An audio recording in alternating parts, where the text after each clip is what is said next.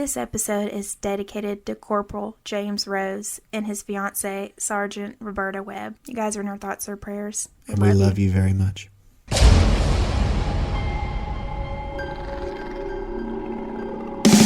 can't run, you can't hide. Take a walk on the weird side, it goes bump in the night. Take a walk on the weird side, you can't trust the living, you can't kill the dead, you can't stop the voices inside your head. You can't run, you can't hide. Take a walk on the weird side. Well, welcome back, weirdos. Welcome back, our weird little friends. I'm Hannah. And I'm Taylor. And together we are Weird Side Podcast. Well, guys, sorry about that little break that we had to take a couple weeks ago. It has been a really rough couple of weeks. And not even just for us, but it seems to have been that way for everybody. And I don't know what in the world is going on with this black cloud everywhere, but man, I wish it would go the hell on somewhere. That saying, when it rains... Wait, hold on. When it rains, it pours? Is that what When it rains, it pours? That is true. So true. That is true. I mean, life really hits you hard. Right where you're not expecting it in so many different places. Seriously. But, you know, that is a part of life, and life is full of good times, and it's full of bad times. But, geez, it's just, to me, it's crazy how it's not even just us right now. Like, I know so many people who are going through some hardships right now. It's not even, it blows my mind how many people are affected at whatever in the heck is going on with the vibes right now. It's unreal. I think my hero, Deadpool, said it best, and that is, life is an endless supply of train wrecks with brief periods of happiness. That is well said. Well said. Well, today's episode, we'll be going over a couple more true crime cases from Blacksburg. We hope we did justice to the Virginia Tech Massacre case, and we hope you guys enjoyed learning more about that. And we hope we did a good job of stating the facts and going over what happened with the case, analyzing it, and pointing out things that we can learn from it. Hopefully we can do that again for these other couple of cases that we will be discussing. We will be discussing the death of, and I do apologize if I mispronounce this name. As I've said before, I am Southern, and I am horrible at pronouncing names and certain words. You want me to do it? I'm good with those kinds of names. Well, I did look up how to pronounce it, so I would try to have a little bit of a heads up. But we will be discussing the death of Yang Xin. She was a Blacksburg, Virginia Tech student. And we will also be discussing the case of the death of Nichole Lovell. But before we get into today's topics, we like to give our usual announcements and shoutouts.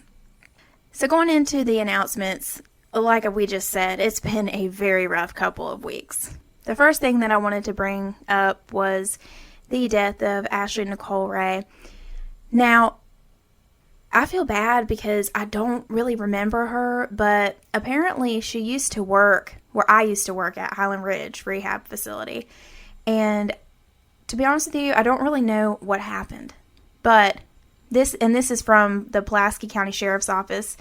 Police responded to an incident in Dublin where people reported multiple gunshots, and this was a couple weeks ago now. I believe it was on May 30th. 2 bodies were found deceased when the police arrived, and 2 unharmed children were also found at the scene. Police said that the incident wasn't a threat to the public.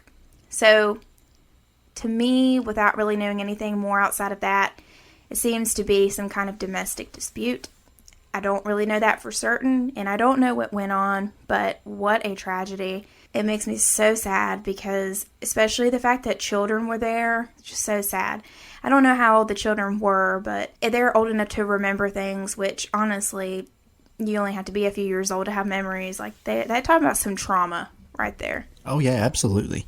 I don't know what happened and what they witnessed, but I do know that 2 lives were taken. I don't know who it was. But I think I don't want to say this for fact because I do not know for certain. But I had heard that the male that was found was the one who shot Ashley and then himself. But again, that is not a fact.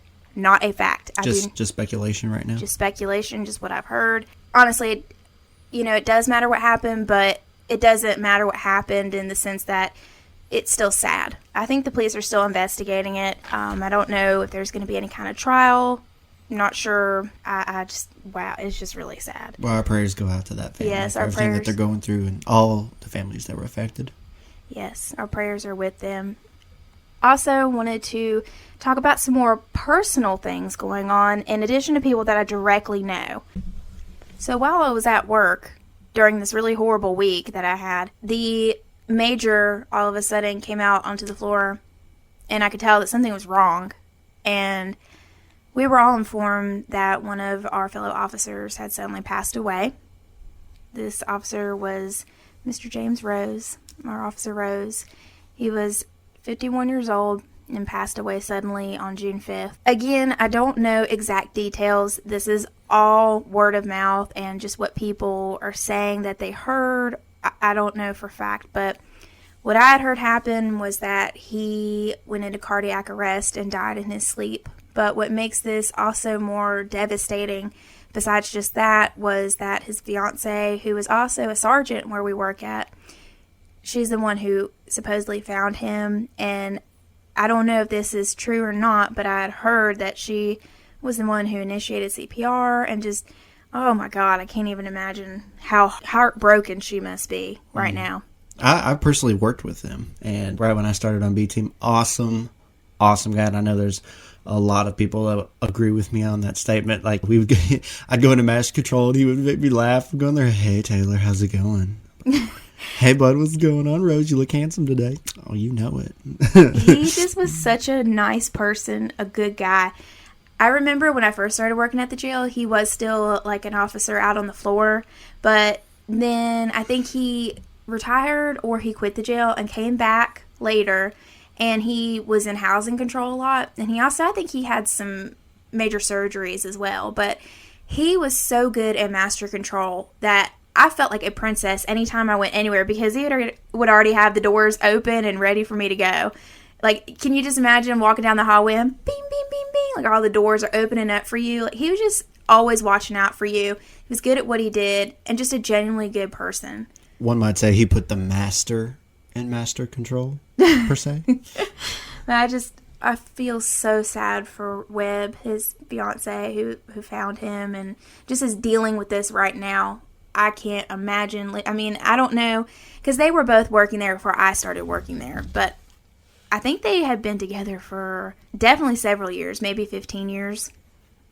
Again, I don't know that for fact, but our thoughts and prayers go out to Webb and Rose's family. We just pray that she has some comforting and healing, because, man, would it be something extremely difficult to go through. Damn right. We love you. We love you, Webb. We love you, Webb. Some other things that have happened and announcements. One of my coworkers, her father was rushed to the emergency room, and he's the type of person, I guess it's where she even gets it from. He does not want to go to the hospital ever, doesn't really complain of medical stuff at all, and he was asking to go to the hospital. So they knew something was wrong. Turns out they found a mass in his lung, and it's just been really hard for her. I don't really know for certain if it was biopsied yet or not. I know that there was talk about possibly doing that, but there's a complicated process to get that done because he has to undergo certain like medication changes first and preparation for the procedure first, and it's just a lot. And I feel so bad for my coworker for who's going through that. So our thoughts and prayers are for her as well. For us, y'all, please pray for your Weird Side podcast host, because we have had it rough with our fur babies these past couple weeks too. The biggest thing that happened was my oldest, meaning my first adopted, Reese. I noticed he had been coughing and yakking a lot the past couple weeks or so, maybe a little bit longer. And finally, it got to the point where I had to take him to the doctor, because one morning I woke up and he was just completely lethargic. He could barely walk down the hallway, and when he did, he like flopped down on the floor and acted like he was just getting ready to pass out, as far as like just from exhaustion, and I just knew something was wrong. So I took him to the vet, thinking that maybe he just had some kind of form of kennel cough, even though he has been vaccinated for that. But I was hoping it was just something like that, or maybe he had an allergy flare-up, something like that. Figured we could just go get diagnosed with one of those two things. He'd get a prednisone shot, and we'd come home. But that's not what happened. I found out that day that Reese has a mass on his lung, and we We're given around 6 more months with him. So that's been really hard. Yeah, it's getting a little bit easier, but kind of not really at the same time. But we found out that his mass was about 6 centimeters by 6 centimeters, which is a pretty large mass. So that's been really tough. But right after we found the news of that, we also had an incident with Roxy. I will take this one. Our sweet little Roxy likes to get into stuff a lot. Primarily with other animals. The squirrel incident is a good example, but unfortunately, Roxy decided to pick a fight with a groundhog, and it did not go well for her. So she had to spend the night in the hospital very recently after we found out about Reese. It was just one thing right after the other. Boom, boom, boom. Yeah, and she ended up having, I don't know how many stitches, but she ended up having to have a drain in this wound. She spent, like Taylor said, she spent overnight in the hospital, and I mean, it was just boom, boom, boom, boom, boom. That's how life is, you know? Yeah. And some people are animal lovers and don't really understand, like, a pet lover's love for their pet. And that's okay. But for us, they feel like our children. They are our children. So being told, just imagine, like, being told this kind of news or having these things happen to your own children, you would probably be, like, pretty drained emotionally. So that's what we have personally been going through, and we would appreciate any thoughts and prayers for our situation too and our family. And then another thing happened within these past couple weeks. So we've already talked about what we heard with Reese. Another coworker of mine, I got a text from one of my coworkers saying that this coworker that I'm talking about got a call and had to leave suddenly from work. Apparently they had to rush their dog to the emergency animal hospital. Don't really know what happened, but she ended up suddenly losing her dog. So this coworker suddenly lost her dog too, and geez, like, it's just everybody. I don't know what is going on. If you guys have had any kind of dark cloud or things happen within the past couple weeks, or just that you've personally experienced or just seen from other people, and you would like us to have you guys in our thoughts and prayers, please let us know about it so we can specifically pray about it and send good vibes your way. Heck yeah, man. It's not just us. It just feels like there's a black cloud around the world right now. And it's not just us. I mean, I know for a fact Evan, my brother Whiskey, has been going through some stuff. And it just feels like everybody's like one. Yeah, it's like everybody. Life is just kicking everybody in the dick right now. And I don't know why. I don't know either, but it's freaking weird and it needs to go what's going on. Ugh. Well, stepping outside of those announcements, I think we're going to move on to our normal shout-outs. Yes. Right about now. Shout out to the man, the myth, the legend himself. All the way from the Steak and Sauce podcast. Derek Nallen. Derek is an awesome guy. Real chill, real laid back, and real down to earth. Handsome too. Yeah. He has his own show, Steak and Sauce podcast, where he goes over life and funny stories from life. It's a really entertaining podcast, and he's just, I remember when we wanted to start our podcast, Derek was the one who we reached out to, and he encouraged us from the beginning, every step of the way, and without his support, it would have been a lot harder to get our podcast started. So shout out to Derek. I like to think of it like that episode in SpongeBob where Pearl shakes the hand of Grubby Grouper or something, and she goes, so much talent, I'll never wash this hand again. That's what I thought when I shook Derek's hand for the first time. I'll never wash this hand again. There's so much talent on it. So shout out to Derek. We'd also like to give a shout out to my best friend Meredith for designing the logo for our podcast, and our friend Logan for making his own version of Meredith's design. His design is the one that we use for our uploads, but Meredith's original watercolor design is the one that we have for our YouTube channel icon. Both are awesome. Both are sexy. And shout outs to them for designing our image. And I'd also want to give a shout out to my good friend Icarus and Holy for writing our theme song. Again, he's a really talented musician and person, but he just captures the vibe of us. Mm-hmm, he does. I mean, our song is a bang. I'm not trying to like brag or anything about our theme song, but it's dope. Like, I'm not even gonna lie, it's dope. I love it too. We're probably biased, but that's true. Shout out to all those people who are very talented and kindly helped us with our podcast to get it started. It would have been a lot harder without their help. But we'll go ahead and get into today's topic. We will be discussing 2 true crime cases from Blacksburg. The first case that we will be discussing is the death of Yang Xin. I, again, have already said probably 15 times by now that I might be saying her name wrong, but it is spelled Yang, and her last name is spelled Xin. When I refer to her, I'll probably be referring to her by her last name. You did a good job on pronouncing her name. Thank you. You did a good job. Thank you. I hope I didn't butcher it too bad. No. I hate to put it this way, but if you guys are listening, you're like, who is that? She was also the girl who was murdered on Virginia Tech campus in a pretty grotesque fashion. So who was Xin? She was 22 years old when she was murdered on January 21st, 2009. This is almost 2 years after the Virginia Tech massacre. I don't think the image of what just happened 2 years before had really left everybody, because I guarantee there was a lot of students that still went to Virginia Tech after that shooting. And then this happens? Like, that's really got to be hard. Yeah, I don't really know what the word I was trying to use, but... Brain fart. These students just went through the Virginia Tech massacre, and that's still very fresh to them, so they're going to be scarred already from that, I guess is what I'm trying to say. And then something like this happens, and it just, wow, talk about, again, we're talking about the dark cloud, just talk about a slap in the freaking face. We're going through like a little bit of a blue period right now. This is the rain cloud of sadness. Yes. But Xin transferred to Virginia Tech from Beijing, China, to study for a master's degree in accounting. Ooh. She was described as a very sweet person. She arrived on campus on January 8th, and she died within 13 days. What? Once again, I'm so tired 13 days? 13 days. Not even 2 weeks? Not even 2 weeks. Can you imagine her family? I can't even... I mean, she moves all the way... Well, probably not exactly, but across the world to go study for her education. She leaves her family to go do this, and... she's not even in another country trying to better herself for 2 weeks, and she's murdered. That is so sad. That is like... Thoughts and prayers go... I mean, obviously this is late, but thoughts and prayers go out. That is awful. It is awful. Just, jeez, man. This next name I'm probably also going to butcher. We always try. I will attempt.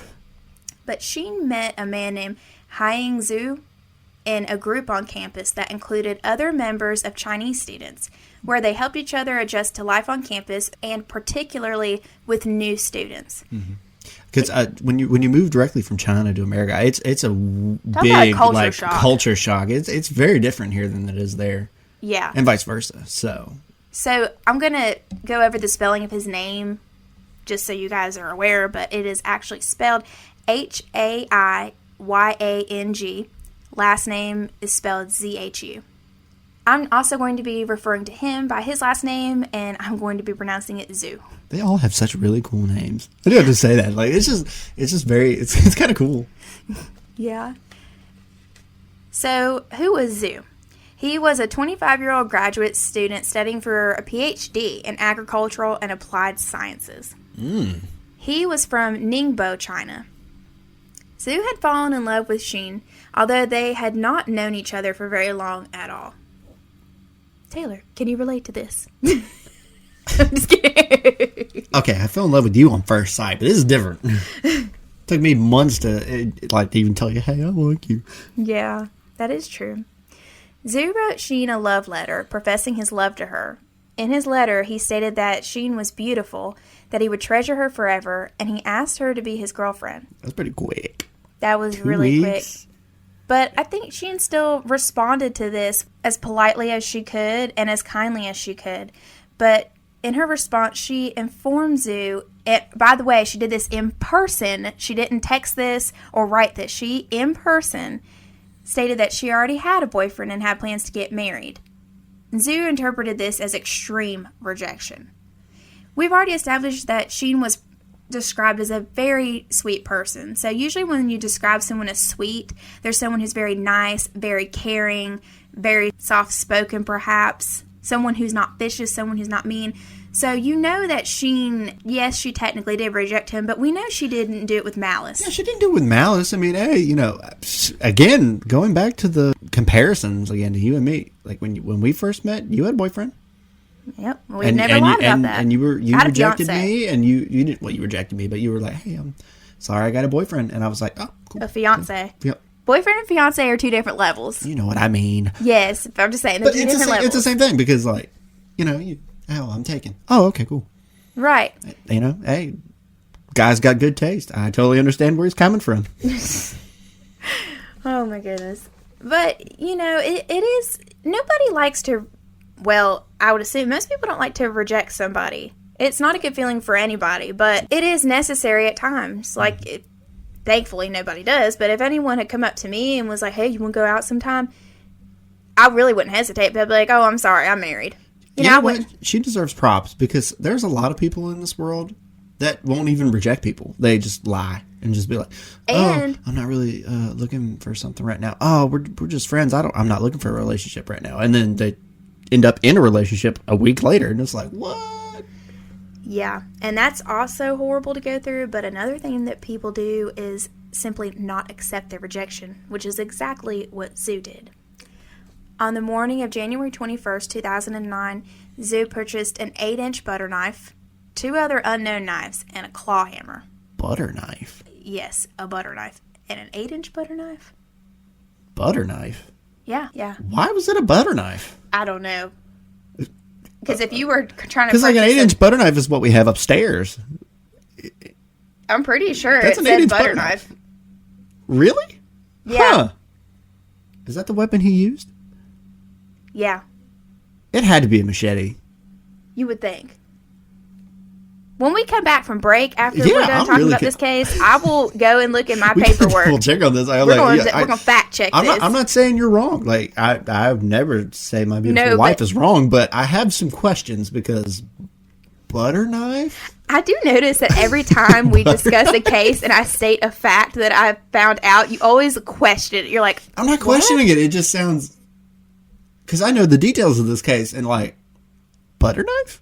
Shoot, you can't even cut a steak with a butter knife. We're going to try not to start cracking up over this. I'm not making this light is of a not bad funny. scenario. It's not funny, but like, I was just curious. Like, that's weird. We're going to check this. Yeah. When we come back from the break, we will let you know what we found out. Yeah. But anyway, he purchased these weapons, and after he purchased them, Zoo called Xin 12 times.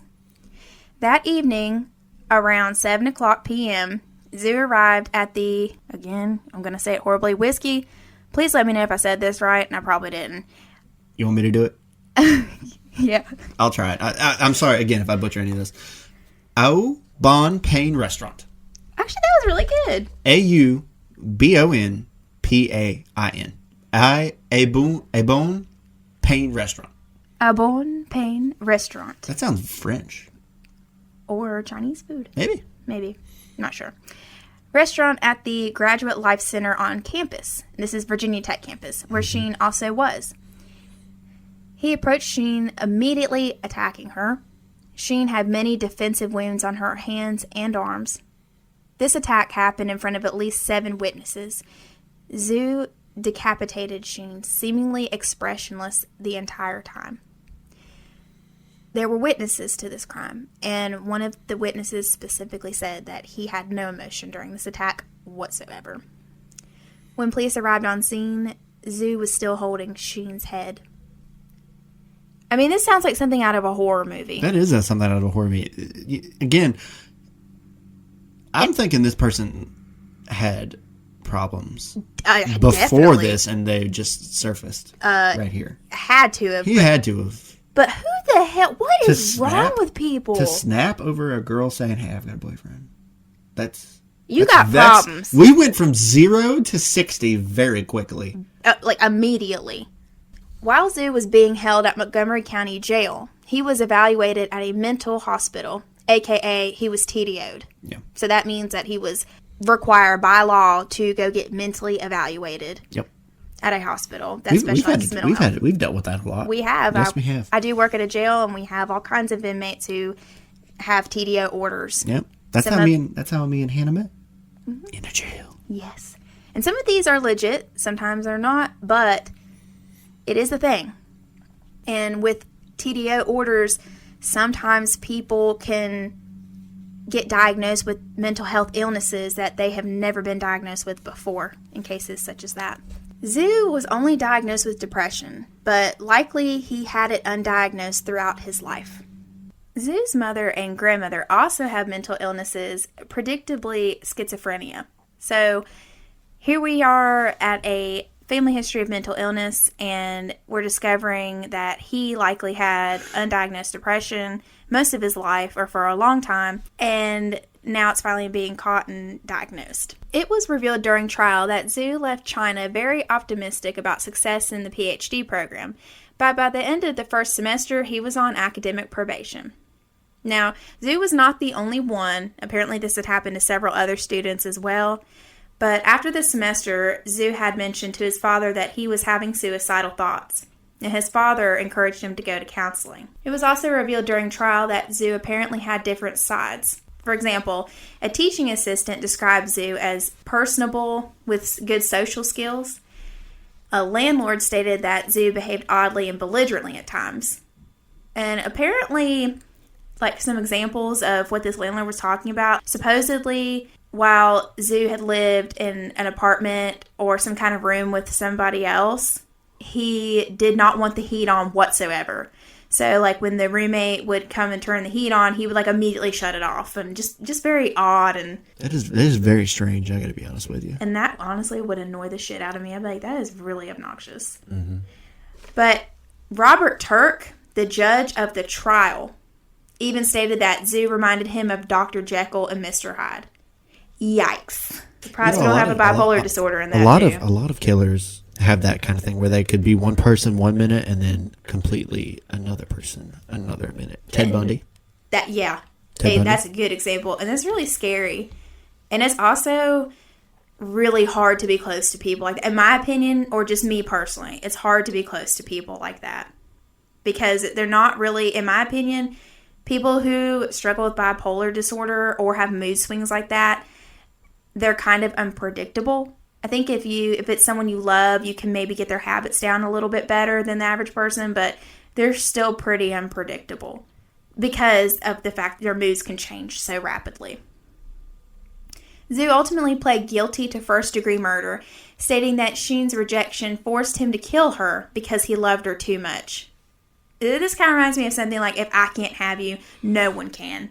And that is obsessive, and it's obviously someone who cannot handle rejection very well or can't handle no very well. Buddy, sometimes you just got to play your cards right, and you know what?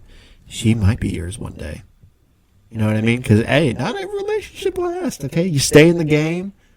You be her friend. Right. I mean, if he could have just chosen a different way to go about it. But they don't see it that way. No. And also, he did have mental illnesses True. that was not under control. True. He was found guilty and charged on April 19th, 2010, being sentenced to life in prison with no parole. 2 weeks after the crime, Zhu was found hanging in his cell, but he did survive. So here we have a suicide attempt. He also had made suicidal comments or suicidal statements in the past with his dad, and we also found out that he had undiagnosed depression. I'm glad they got to him in time because that, you know what that means? He tried to go the easy way out. Well, I'm not going to pay for what I did. Yes, you are, sir. And some people get mad when people say that suicide is the easy way out, and we don't mean it to sound like an insensitive thing to say, but he took this girl's head off in school. He deserves to spend the rest of his life with nothing. I'm just going to be honest with you. That's a cruel crime. That's cruel. You deserve to be reminded of that. Over what? I'm sorry, I have a boyfriend. I met a man before I met you. I'm sorry fate wasn't on your side on this one. Well, let me just commit a horrible, gruesome crime. Mizzou ended up making a statement after the hearing stating, quote, "I would like to offer my most sincere apology and my deepest remorse to the victim's family, the Virginia Tech community, and the Blacksburg community for what I've done." Thoughts? Bullshit. You beat me to it. I was going to say bullshit. Thoughts. Yeah, it's really hard to say if this was genuine or not, because someone who could decapitate somebody and apparently show no emotion behind it, how are you all of a sudden going to express remorse and legitimately mean it if you haven't seemed like you're a type of person who's done that most of your life? Now, the Virginia Tech response, like we said earlier, Xin's murder was the first slaying/murder since the Virginia Tech massacre. After the Virginia Tech massacre, Virginia Tech installed an alert system to notify students of incidents immediately rather than a delay. That being said, students were immediately notified of the incident when this occurred. Remember in our Virginia Tech Massacre episode, we were talking about how we can learn from tragedies and how we were saying that Virginia Tech did do certain things to learn from the horrible tragedy that occurred. And here we are, we're seeing one of the things that they've changed and that they learned from, which is great. Virginia Tech informed 30,000 students within half an hour of this attack. That is very impressive. Very. Virginia Tech provided counseling to students and faculty, and in addition to checking with Sheen's family, they even contacted the families affected by the Virginia Tech massacre. They even checked in on them too. Good for them. They're doing a really good job out here. That is a good job. That's really good to them. I'm so glad to hear that. Sadly, from the Virginia Tech massacre, it was a huge tragedy, but I'm so glad to hear that good things have come from it somehow, some way. What I think this boils down to overall, rejection sucks, and apparently it makes you do some pretty crazy things if you don't get a good handle on it. Let's face it, everyone is going to get rejected on something at some point in their life, and it sucks. No one likes being rejected. Nobody likes not feeling good enough. But there are going to be times in your life where it's going to happen, and as sucky as it is, I think it's normal.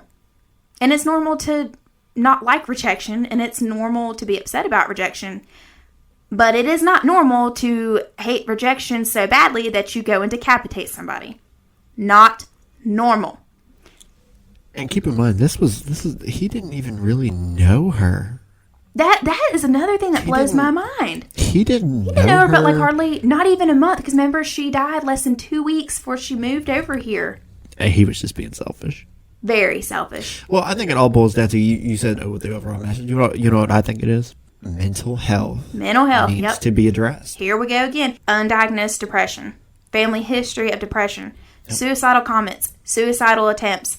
Those things are not normal. And you were right. Everybody gets rejected, okay? It sucks. I'm an average-looking man. I have been rejected lots of times. But you know what?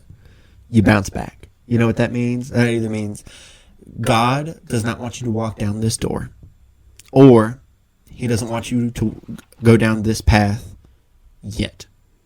You know, because it might be closed now, but it might not always be. You know, you never know. Right, we never know. Maybe if he wasn't a sociopath, which, okay, he has not been diagnosed as that. Not diagnosed as a sociopath. But if he wasn't the type of person he was, you know, maybe like Taylor said earlier, maybe Sheen and the man she was getting ready to marry, because she was in a relationship and she was actually planning to get married to him, maybe something would have fallen through with that. Or maybe, I mean, you just said there was 30,000 students notified at Virginia Tech. Yeah, there's more fish in the sea. Mm-hmm. Which, you know, I'm not trying to make light of this tragedy at all, but it shouldn't have had to come to this. Absolutely not. And her life should not have been ended like this. It's a shame. But like we said earlier, being rejected... Can you say that again? Being rejected sucks. It's no fun. And most people that I know of do not like feeling rejection. It's normal. But what is not normal is having homicidal thoughts and acting out on those thoughts. You got to have a acceptable approach to you know. Most guys are pretty good about it. I mean, most people get rejected a lot. So it's like, well, I'll move on. Mm-hmm. Mm-hmm. So as we mentioned in the Virginia Tech Massacre episode, if you need to reach out to anybody for mental health, the options are there, with or without health insurance. You can get help. Damn right. Check out our resources on the Virginia Tech Massacre episode in the description if you would like to learn more for seeking mental health help. But we're going to go ahead and take a local business shout-out break, and we shall return shortly. Take a walk on the weird side. Do you enjoy supporting local businesses? I know I do. Well, I do too, and hopefully you guys said yes as well. So if you do, we have a couple local businesses that we would like to give a shout out to. You guys have heard enough about them, I'm sure, but here we are giving them a shout out again. Our first business that we want to give a local shout out to is Grace Upon Grace Creations. Grace Upon Grace is an online boutique, but she makes anything your heart desires. My favorite thing is the car senses. I mean, absolutely my thing. They do personalized t-shirts for ladies out there, whatever you're liking, dog mom stuff, whatever your heart desires, they can do it for you. Yes. Now, I have not seen any dog mom merch yet, but I know that it might be a possibility. They do have a lot of cute t-shirts for lifestyles. That's what I was trying to say. Especially for moms. But she also has some really cute earrings and jewelry. She is expanding even more in her clothing. I even saw over a month ago, I believe, she started to sell slippers and shoes that are just like Hey Dudes. So if you enjoy supporting local businesses, give her a check out on Facebook. I will post the link to her Facebook group in our description. Now, processing times and orders have been behind a little bit. She is a full-time mom and a full-time worker, and she stays pretty busy, so just know that if you do order from them, it might take a little while to get it, but if you check out her page and see something that you like, if you message her your order and use the code word WEIRDSIDE, you will get 15%, that is 15% off of your order. Our next local business that we want to give a shout out to I want to do this one. I want to do this one. Is Sugar and Flour. Oh, we love it. The heart and soul and taste of Giles County. Yes, Parisburg. Listen, they've got a new thing going on. Okay, we just saw it the other day. Nutella waffles. We actually had one last week. Girl. Oh my gosh. Oh, it was so good. I mean, absolutely amazing. Pretty soon, summertime is coming up. They're going to be having their s'mores cold brew. Is going to be returning, ladies and gentlemen.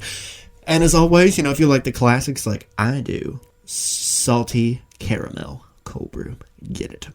You get that every Worth time. your money. You get that every time. Oh, you know it. And the s'mores cold brew, that is one of my favorites. So I'm very excited that is coming back. So after you've got your 15% off your Grace Upon Grace purchase, you go down to Sugar and Flour, tell them Taylor and Hannah sent you. Get you a treat. Get you a treat. You deserve it. You've worked hard. She's got cold brews, fraps, teas. She's also got puppy chow, cookies, all kinds of sweets and treats. And she also does breakfast and lunch items. Mm-hmm. Treat yourself, girl. It's totally worth it. You won't regret it. And again, that is Sugar and Flour. We'll go ahead and get back to the show. Take a walk on the weird side. Well, welcome back, Weirdos. Whew, I was so thirsty during that, I went and got a drink from Sugar and Flour. And you didn't even get me one. You didn't look like you wanted one. I know better than that. I got you puppy chow. I was going to say, I know better than that. You got me the puppy chow. You always think of me when you go to Sugar and Flour. Dang 99% of the time. There's that 1%. You're not perfect, but it's close enough. That 1%, but that's okay. 1% represent. So, guys, we did do that fact check on our previous case we discussed, and I am embarrassed to tell you that I was incorrect. And I'm sure you guys have been scratching your heads like, what? Just like Taylor was. The weapon was not an 8-inch butter knife. It was a butcher Freaking knife. autocorrect when you're typing out that thing, just automatically I totally get it. And no, we were not making fun of that scenario. We just went back. When you said it, I was like, something doesn't sound right. And then I was thinking about, I'm like, dang, you can't even cut yourself with a regular butter knife. Exactly. A small one. Exactly. No, it's a butcher's knife. That makes total sense. So it was a butcher knife, and like Taylor said, we are not trying to make fun of this situation. There is nothing funny about that case. We just wanted to be honest about my autocorrect. oopsie poopsie. So this next case was actually shout out because it was recommended by Corbin, who is an officer where I work. He is also the brother that we discussed, the family member that had passed away. We were discussing him in our last couple of episodes, but Corbin is a good man, really blunt, really funny. One day, he came into the medical department, and he asked what I was doing, and I had a few minutes of downtime, so I told him that I was brainstorming some ideas for some future episodes, and I started to talk about local crime cases, and at the time, we were getting ready to do the Virginia Tech massacre, I believe, and he said, oh, you should totally do this case. And then he told me about this case, and then it slowly reminded me that I had heard of this case, but I didn't know much about it at all. And he was very strongly, obviously I don't think he knew these people, but he was pretty passionate about this. So shout out to Corbin for giving this recommendation. But the death of Nichole Lovell. Now, I do know a good bit about this case. And the only reason I do is because I remember it very well, very vividly, actually. So this was when I just moved up to Virginia. Yeah. Like, just moved to Virginia. Yeah, see, I've lived in Virginia my whole life, so a lot of this stuff I do remember. So the reason a lot of this did impact, especially a lot of people that I know, and especially me, I do have a family member that knew this girl, this poor girl, the victim, because they went to school together, That's unfortunately. And to blow your mind even further, me and Hannah went to go get coffee today at Cookout. You know where they planned the murder at? That Cookout that we went to today. In Blacksburg. Good coffee. So haunting. They sat down at a table and planned out the murder of this girl. Inside. It's so fun. That is so sinister. And I remember watching some news stuff, especially about the girl for some reason. The case on TV because of the girl. How could a girl murder somebody? She's part of the Frozen Club at Virginia Tech. That doesn't mean she's not a murderer. I didn't mean that. Exactly. I was sitting there, they were talking like, how could she do this? She's part of the Frozen Club. Do you know how many people say that about brutal murders? That can't be it. They never would do something like that. Look, again, Ted Bundy, like we mentioned earlier, he seemed like a model. John Wayne Gacy, they seem like model citizens. Mm-hmm. Mm-hmm. The last person you think of who would commit brutal, horrible crimes, and here we go. There's a whole different side to them that nobody saw. Mm-hmm. And I do also remember the dad to this little girl went on Dr. Phil and was talking, and I don't remember it going very well. So Nichole Lovell was 13 years old when she was murdered on January 27th, 2016. Nicole was born with liver issues, and she was taking anti-rejection medication for her liver transplant, which was an essential medication. Now, I've mentioned earlier that I work at a jail. Part of my job description is passing medications out to inmates. There are a few medications at our jail, policy-wise, that we consider no-miss medications, meaning if we don't have this medication physically in our pharmacy, we better be finding a way to get it ASAP. And anti-rejection medications are on that short list of no-miss meds. So these are very important life-sustaining medications. Nicole was described as a girl who touched many people and loved pandas, music, and dancing. However, Nicole was reportedly bullied in school and felt sadness from that. She also struggled with feelings of loneliness, felt like no one truly cared for her, and she did suffer from suicidal thoughts. She had a desire to find love and attention. She began chatting with people on an app called Kik, K-I-K, which I'm sure some of you have heard, which was an instant messaging app with reportedly little parental control, access, or supervision. Mm-hmm. That's something I do want to get into. Like, go really ahead. mad about that. Educate us. You want to go ahead and do it right now? You want to talk about Kik? Talk about Kik. It's not necessarily about Kik. It's about apps in general. Discord, Twitch, stuff like that. They don't have very good parental guidelines anymore. Obviously, it says you need your parents' permission to use this app. What kid is going to ask their parents to use this app? Realistically. None. No, none. None. So you have all these 13-year-old kids that are signing up for these apps, and they're getting on there. And child predators, specifically, and in this case, murderers, are using these apps to get to these kids. Mm-hmm. And, of course, it's a recipe for disaster. Because these apps are saying, well, you have to ask your parents' permission. Our hands are clean. Well, these apps have to know that kids are not asking for their permission. Seriously. What honestly, a kid in this age is going to look at their parents and go, can I use this app? Most kids do that. Most kids are not going to do that. I remember you just do it. When I made MySpace, there was a requirement for MySpace. You had to be X amount years old. I can't remember. Mm-hmm. But I was not at that age, and I just lied about my birthday and made a MySpace, and I was like... Exactly. 12 years old? That's a real problem facing our generation and our kids' generation right now is bad people, pedophiles, murderers, people with bad intentions are using apps to target children. And so you mentioned that Discord was another one, because I don't hear about Kik very much now anymore. It died down because, they come and go. Obviously MySpace went, each one has their time. Kick, I think, is went down in use, but it's essentially, they're just almost the same thing with like different twists. But you're giving kids the ability to message strangers all over the internet with no parental guidance whatsoever. Some even say they're for children and there's porn on them. This is a really big problem that we're facing right now. What website was that? We saw a video on that. That was Kick. That what? Okay. That was Kick. My gosh. So this is like the worst, in my opinion. But you mentioned Discord. I know Discord's a popular one right now. But again, this was a 13-year-old girl that was being faced with loneliness and bulliness. And unfortunately, she was went on Kick to look for friends and put the trust in the wrong people. Yeah. And it's half, the murderers, but it's also who was watching her doing that, and Kick for not having any parental guidance. Exactly. I mean, how piddly is that? Saying you have to ask your parents' permission, click yes if they... That's just like going to certain sites. You have to be 18 to view this site. Are you 18? Yes? Okay, come on. You can... Yeah, no, right. Well, some websites do make you actually, like, prove it. Some, not a lot. Like, probably not a lot. But, again, this is a very big problem that we're facing right now.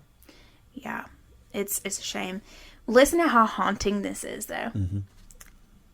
On Kick, it was there that she began talking to a user named Dr. Tombstone. How freaking spooky is that?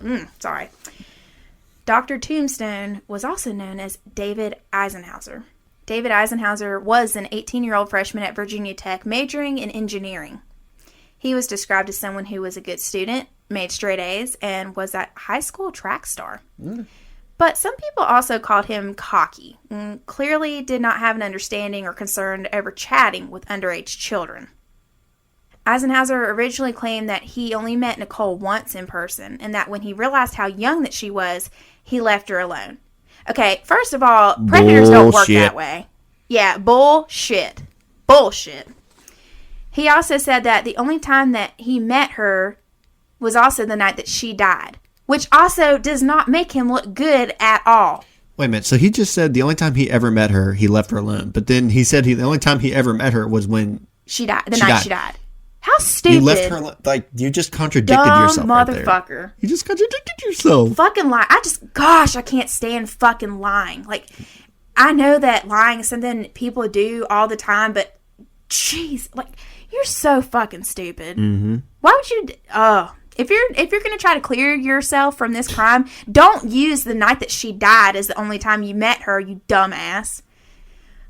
Anyway, this statement was proven to be a lie, shocker, via evidence from Nicole's Kick account. According to those records, Nicole and Eisenhauser had met at least once before she was murdered, and that they likely were physically intimate during that occasion.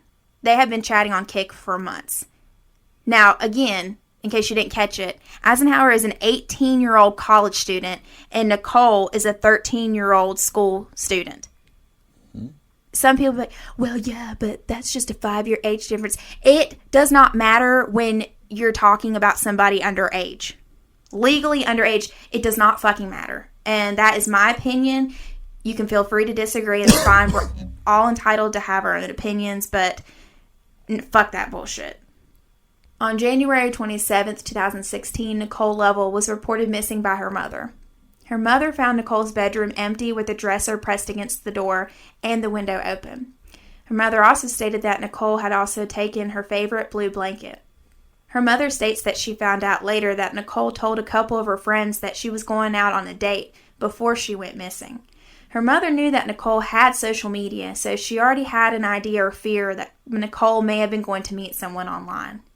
Now, as a parent, I can only imagine how horrifying this realization was. Especially since, like we said earlier, there are so many predators in the world, and so many of them use the internet to target and hunt down innocent children. On January 30th, 2016, Nicole's body was found nude. The autopsy revealed that her neck had been slit and stabbed 14 times. Her body was found in North Carolina off of Craig Creek Road, about 90 miles away from Blacksburg. The location where she was found was also close to where Eisenhower's grandfather lived. Oh, but remember, he only met her one time and then left her alone once he realized how old she was. Bullshit.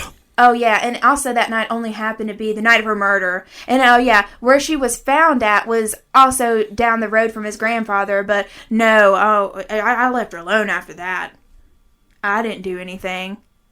Bullshit. On January 30th, 2016, which is when Nicole was found, David Eisenhower was arrested by Virginia Tech Police Department. I've also just realized that I have also had typos in my notes and was saying Eisenhower, and it's Eisenhower.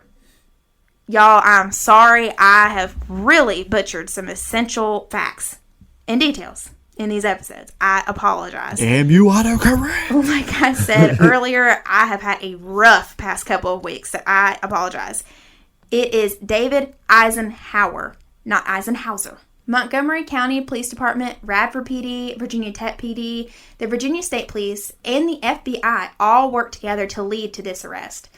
DNA of Eisenhower was found underneath Nicole's fingernails, and bloodstains were found connected to him as well. That is a big one when it comes to victims. If anyone's ever attacking Forensics. you, scratch them. Yes. Because their DNA is under your fingernails. And that also tells me, from what little knowledge I do know about forensics, that Nicole was fighting. And she was for fine. her life. She tried her best. I really hope she did not suffer, but we can tell by this evidence that she was fighting. Yeah. They also found a shovel and cleaning supplies that were found in Eisenhower's trunk. On January 31st, 2016, so a day after Eisenhower's arrested, and also the day after they found Nicole, 19-year-old Natalie Keepers was also taken into custody. Blacksburg Police Department stated that Keepers helped Eisenhower dispose of Nicole's body. Nicole's blue blanket and her bag were also found in Keepers' dorm. You guys may be thinking, who the hell is this person? Where did she come from? So I'm going to be straight up honest with you guys. I honestly do not know what her exact connection with Eisenhower is. I assumed she had a romantic interest in him in some way. Mm-hmm. But I did not for sure find out how she is connected to him or how she got brought into this. Do you know? I think maybe they both just wanted to do a very bad thing, and that was the only thing that they had in common.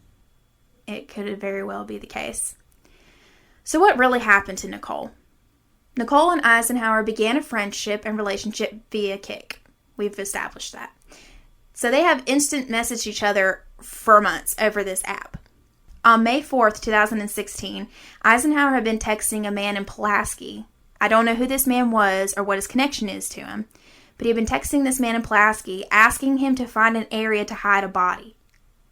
Now let me pause right here. If someone messaged me, regardless if they were my friend or not, said, Hannah, do you know a place where I can hide a body? Some red flags and alarms would be going off. Definitely. But then, some people might just be like, oh, they're just joking.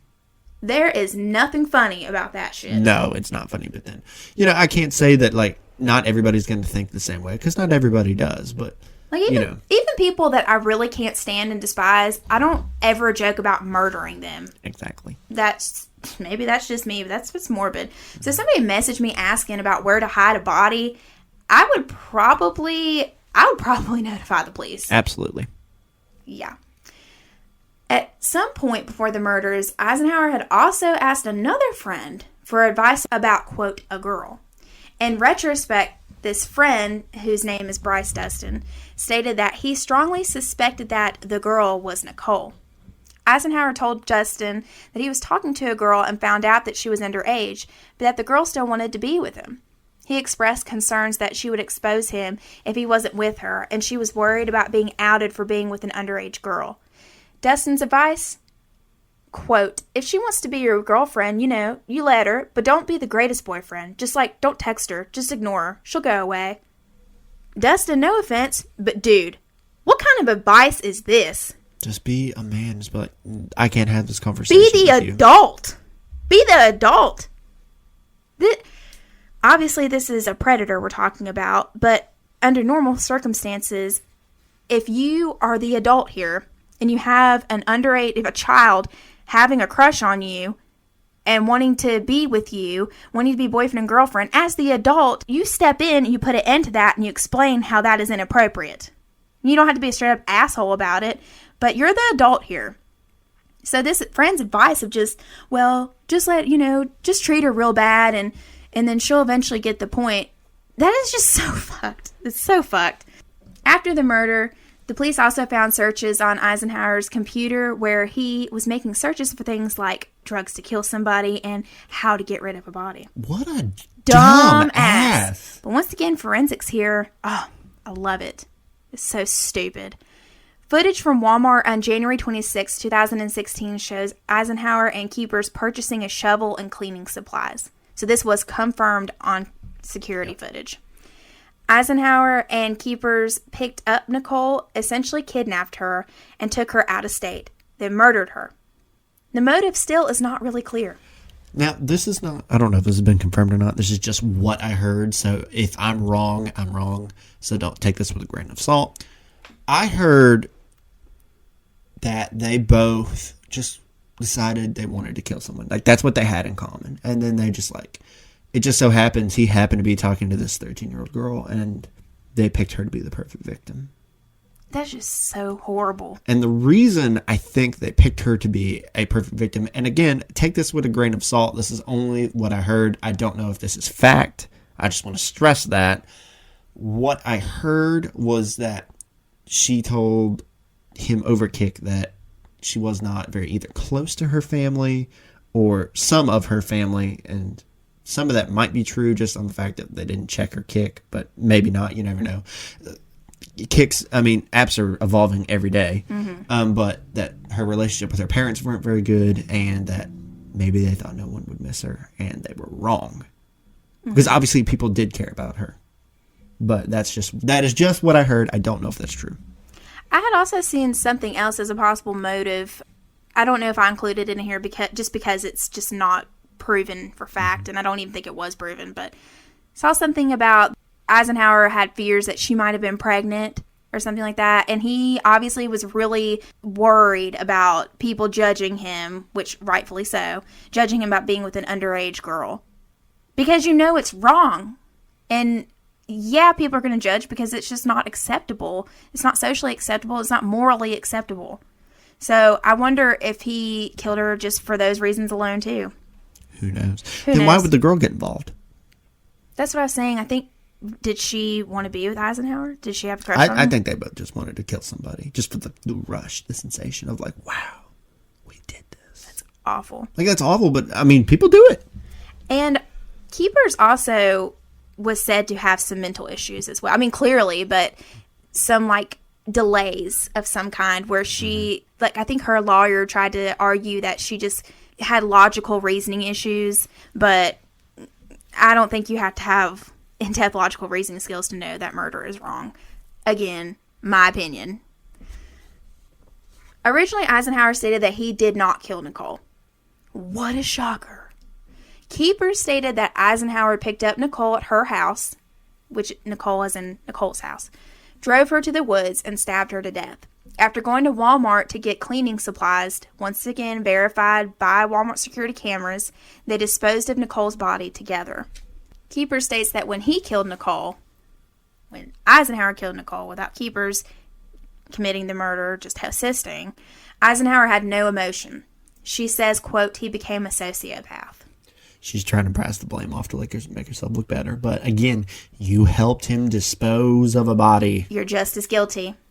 She also states that Eisenhower worried that Nicole might be pregnant before he murdered her, but this is not confirmed, which was what I was saying earlier. On June 26, 2018, the jury took just over 1 hour to reach a verdict of guilty for both Eisenhower and Keepers. Eisenhower is charged with first-degree murder, abduction, and concealing a dead body, and was sentenced to 50 years with no possibility of parole. He is currently serving his time in Red Onion Prison in Pound, Virginia. Should have got life. Keepers was charged with accessory before the fact of a murder and sentenced to 40 years in prison with no possibility of parole, and is currently serving her time at Fluvanna Correctional Center in Troy, Virginia. Where I work in a jail, I have heard of these facilities many times. We actually have a lot of female inmates. When they get transferred to prison, the Fluvanna is where they go. I know Red Onion. And Red Onion is like one of the worst. It's hard. It is a supermax, and it is hardcore. There is a good documentary about Red Onion Prison on YouTube. All you'd have to do is just search Red Onion Prison documentary. We can even link it in the description if you'd like to check it out. But it is a intense prison. Like, the worst of the worst are at this prison. People who have committed really horrible crimes, and also people that there's just no hope for restoration. I'm going to read you guys the statements. This first one is from the guy, Eisenhower. I can already hear the bullshit in it, but I'm sorry. I'm sorry for the pain my actions have caused Nicole's family. It is my deepest regret. I am aware my actions have consequences. Nothing can ever undo what has been done, and for that I am deeply, sincerely, forever sorry. This last statement is from Keeper, the female. I wish I could have stopped him. I never intended for this to happen. Bullshit on both. Bullshit on they both. They planned this out. This was not something to spur of the moment. They sat. Premeditated. You're only sorry because you got caught. That is the only reason that you're sorry. Because I guarantee if they hadn't got caught, they wouldn't be sorry. I can promise you that. And here's another thing. If Eisenhower was so sorry, why is he at Red Onion?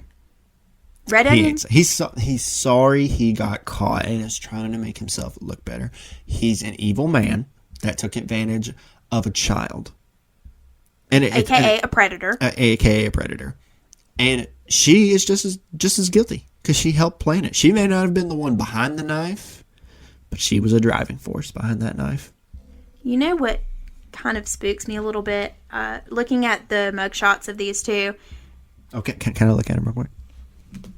My opinion, Eisenhower just looks like a predator. And that may be mean to say, but I'm just being honest. To me, he just looks like a predator. And Keepers, she doesn't look all the way there for me. She does not look all the way there, but she kind of reminds me, and we can do a future episode about this case, but have you guys heard of that case in Radford that happened a few years ago? That's exactly what I was thinking. Cutting. She looks just like Louisa her. Cutting. We could possibly do another episode on that case, but... Better. Yeah. And Louisa Cutting, y'all, I met this inmate in person, and I had direct contact with this inmate. So, we might need to do an episode on that one. Dang right. Talk about that more. But yeah, she looks just like Louisa Cutting. Mm-hmm. It's just so sad. It really is. And I wanted before we wrap up, I do remember sitting down and watching the Dr. Phil episode where her father went on and was talking to Dr. Phil about what happened. And I don't remember everything that they discussed, but I do remember her dad going on there and be like, my daughter fought for her life. And they actually showed those mugshots on the TV. And she's like, do you see that scratch? You see this? My daughter did that. She was a fighter, and there were no scratches on their faces. It was her hair. And I also remember people being very criticizing him because, again, I don't know if this is true or not, so take it with a grain of salt. I heard that her dad was not in her life and he was taking advantage of this moment to go on Dr. Phil. I don't know if that's true. And if it isn't true and he is a good father, I'm sorry for saying that. That's just what I heard. I think that was confirmed because I did not include that in my outline, but I did recall reading that throughout my research in almost every single article. Mm-hmm. He also, not that this has anything to do with your ability to parent, but he also, I think, had spent some time serving in prison or jail, one of the two. But I didn't mention that because, I didn't.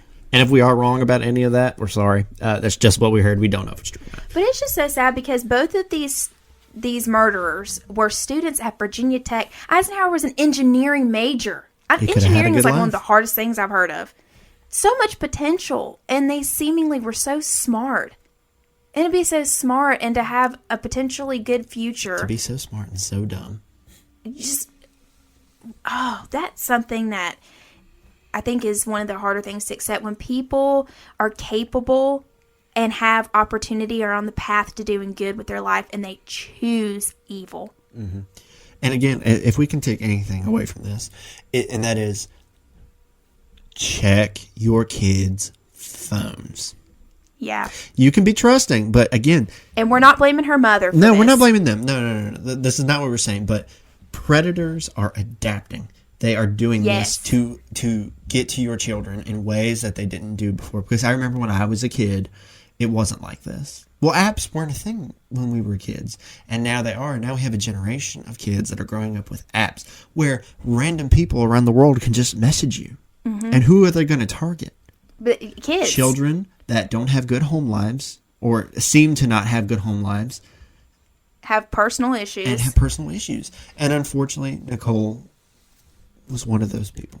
Yeah, I mean, you can go in these anonymous chat rooms and talk to whoever you don't know. You can talk to any stranger that's in that chat room. You don't know who they are, but sadly, a lot of them are predators. And I'm not saying don't trust your kids, but the world is changing, and we need to be prepared, especially if you have young children, of the dangers of apps and social places on their phones. Kick, Discord, all these things are changing, and you need to be prepared for those things. Yeah. Very, very sad. Did our family member ever talk about her experience with Nicole? I don't remember. It's been a long time. I do remember she knew the girl. I don't remember if she was really... They were close or anything? Really close. I don't remember. It's been a long time. Yeah. We're almost coming up on like the 8th anniversary of that. 8 years ago. Oh my gosh. 8 years. Wow. Time really does fly. Time does fly.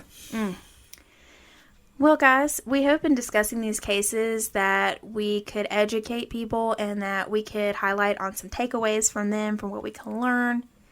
If you guys have any topic suggestions, please send us an email or drop us a comment and let us know. We would love to hear your thoughts and feedback. And as always, I'm Taylor. And I'm Hannah. And we are Weird Side Podcast.